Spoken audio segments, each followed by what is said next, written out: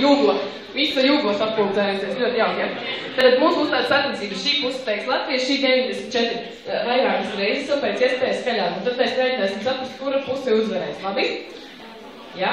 Tā sagatavojam Rīga. Kā teiks Latvijā, savu reizi. 3, 4, aiziet!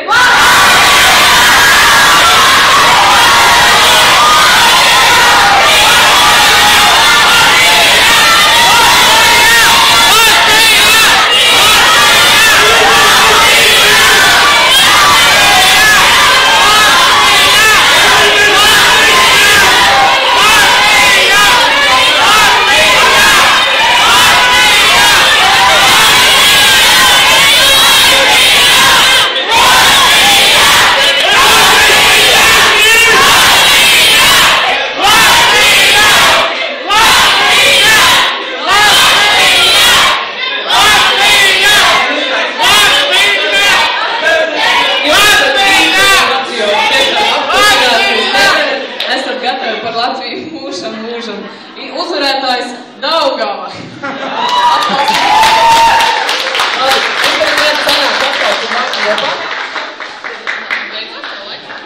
Man jau beidzās laiks, es nepaspēju pat nevienu spēli sākt. Nu, labi, nekas.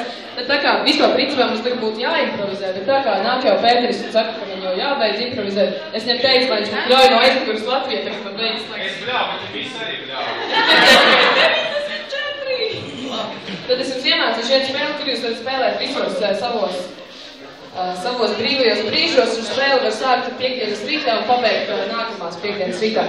Izmēģināsim ar pirmajiem 4 brīvprātīgiem. Tā kā latvieši dziedātāji tauta vajadzētu kādus 4, nu, labi, 6 kādus, kuriem patīk dziedāt. Visi nāciet te priekšā.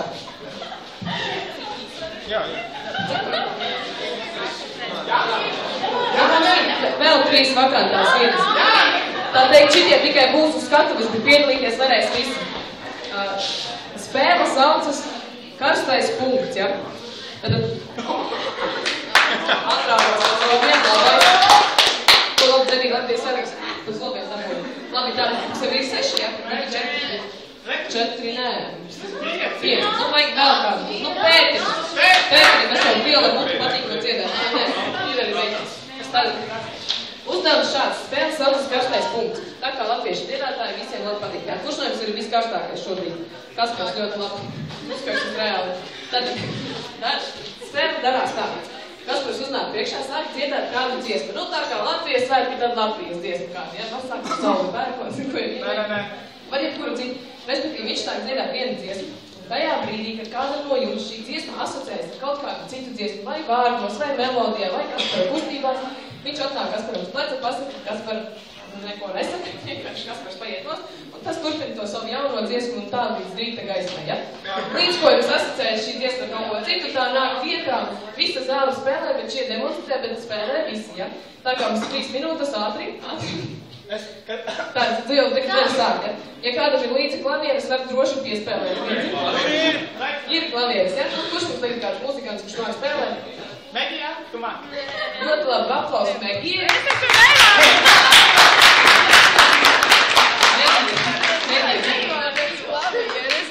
Jā, Megija kaut kur tur laužās ar pūli ārā. Nu labi, tad Megija būs izlausties, tad viņš piesēdēsies pie klavierēm, piesēdēsies.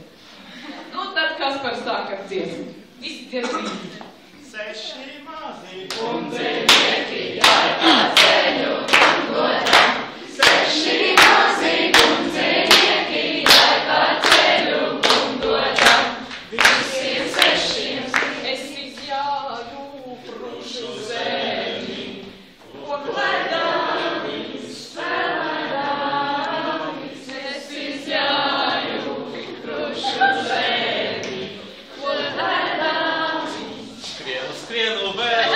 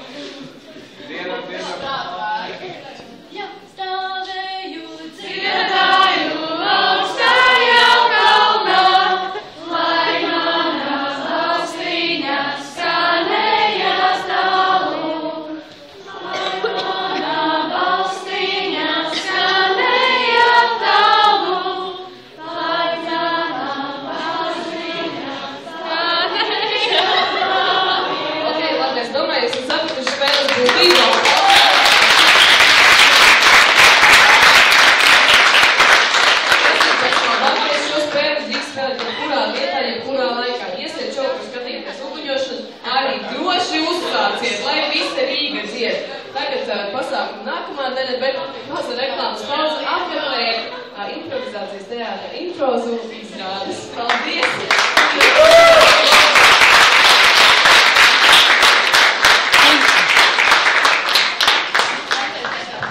Man gan brīžiem likās, ka tie cilvēki publikā ir vairāk aktīvi nekā tie, kas ir iznākuši priekšā. Droši jūs bija streiss, vai es nezinu, nē.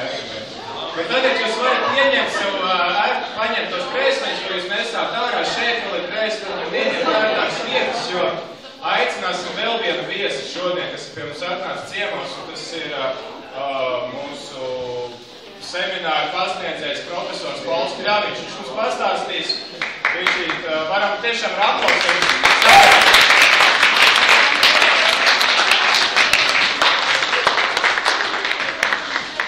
Tur jau viņš nāk, un viņš ir gatavs mums uzrunāt. Un pēc priestera Paula uzrunas mums tad arī sekos diskusija, kur mēs varēsim plaši savas domas izteikt. Tagad lūdzu, priestera Paula.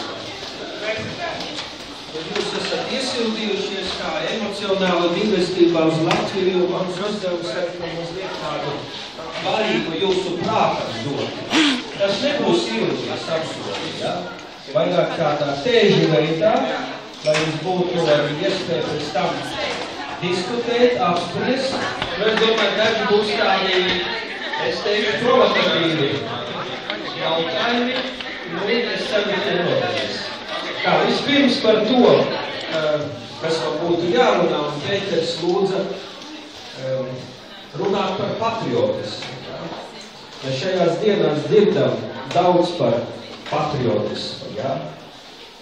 Kā vajag mīlēt Latviju, rūpēties par Latviju, atjaunot Latviju un rūpēties vienam par otru. Nu, šīs frāzes tiek atkārtotas tagad no mūsu ievēlētām amatpersonām. Nu, es nedomāju, es tagad neturēšos tikai pie šīm frāzēm, bet varbūt mazliet dziļāk padomāsim, ko nozīmē mums patriotisms attiecībā uz Latviju. Nu, vispirms, ļoti svarīgi mums, manuprāt, atcerēties mūsu himnas vārdus. Dievs svētī Latviju. Ko tas nozīmē? Kāpēc mūsu valsts dibinātāji izvēlējās tieši šādu himnu?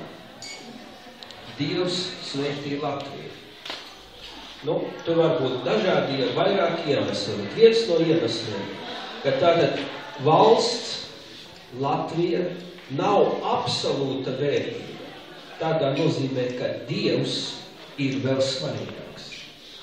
Dievs tātad svētī Latviju, Dievs svētī mūs, Dievs svētī mūsu ikdienu, tātad Dievs savā ziņā ir svarīgāks. Un tas ir ļoti svarīgi mums vērtīgi atcerēties.